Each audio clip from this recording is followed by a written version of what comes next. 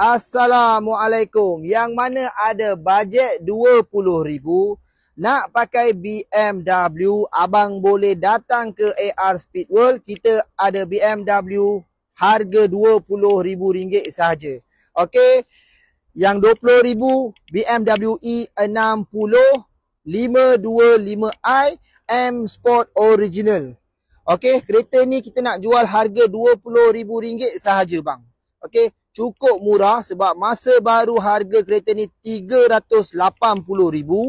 Okey, sebab yang ni original M Sport Edition, bumper M Sport.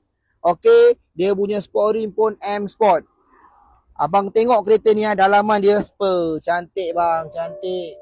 So abang tengok dia punya seat M Sport, doorstep M, steering 3 batang, steering M Sport bang. Kereta memang jackpot.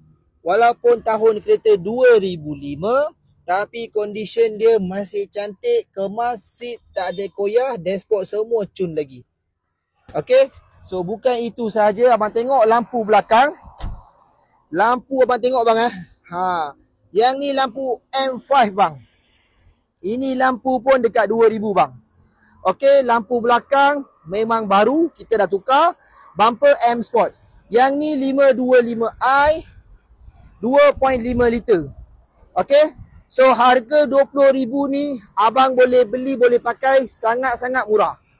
Okey, tak mahal pun bang. Kereta ni kita jual tak mahal sebab condition cantik macam baru lagi bang. Tayar 4 biji tayar Michelin bang, tayar baru kita tukar bang. Okey. Tayar ni 4 biji tayar baru, cat kereta baru. Lampu belakang dah tukar baru. Lampu depan, abang tengok ring ni. Ring ni semua kita dah buat balik. Okey.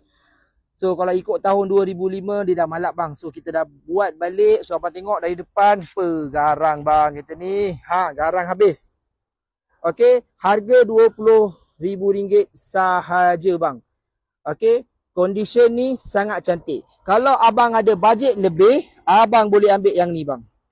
Okey, yang ni bukan 60, bukan 50 bang. Saya nak jual RM39,900 sahaja. Abang jangan terkejut harga ni harga ni orang lain tak jual. Saya jual RM39,900. Siapa cepat dia dapat. Okey, cukup murah kami bagi bang So abang tengok bumper belakang, bumper M Sport punya. Okey, sport rim dah siap. So abang tengok interior kereta ni